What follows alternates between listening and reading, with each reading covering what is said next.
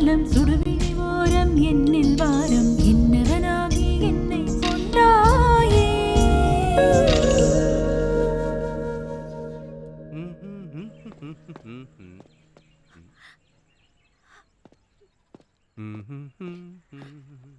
Hi aunty, தனியா என்ன பண்றீங்க?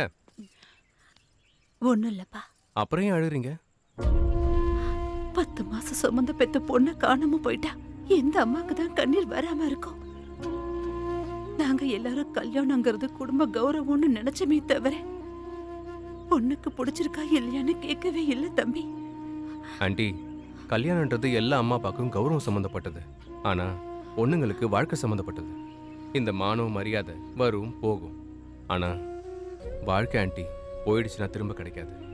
இந்த ஒரு லாஜிக்கை நீங்க எப்படி மிஸ் பண்ணீங்க? உங்களுக்கு மட்டும் இல்ல, பசங்களுக்கும் சில விருப்பங்கள் இருக்கும். அந்த விருப்பங்களுக்கு மதிப்பு கொடுத்தீங்கன்னா உங்களுக்கும் சந்தோஷம் கிடைக்கும். நீங்க இந்த அளவுக்கு வேதனைப்படுறீங்கன்னா உங்க பொண்ணு மேல நீங்க வச்சிருக்க பாசம் எனக்கு புரியுது ஆண்டி. நான் சொல்றேன், உங்க பாசம் உங்க பொண்ணை கண்டிப்பா கூட்டிட்டு வரும். சரிங்க ஆண்டி, நீங்க சிரிச்சா ரொம்ப அழகா இருப்பீங்க. பாத்தீங்களா, ரொம்ப அழகா இருக்கீங்க. இப்படியே சிரிச்ச மாதிரியே இருங்க, உங்க பொண்ணு கண்டிப்பா வந்துருவா. Don't worry.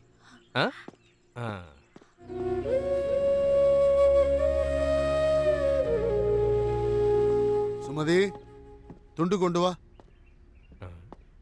துண்டா? சுமதி, துண்டு எடுத்துட்டு வா. அங்கிள், ஆன்ட்டி மேல இருக்காங்க. துண்டு. தம்பி, தப்பி தவறி பேரு கேட்டுருவாரோ?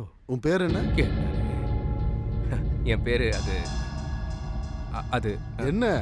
அதான் என் பேரு வந்து அது. உன் பேர் தான் அது வந்துங்க. அது வந்து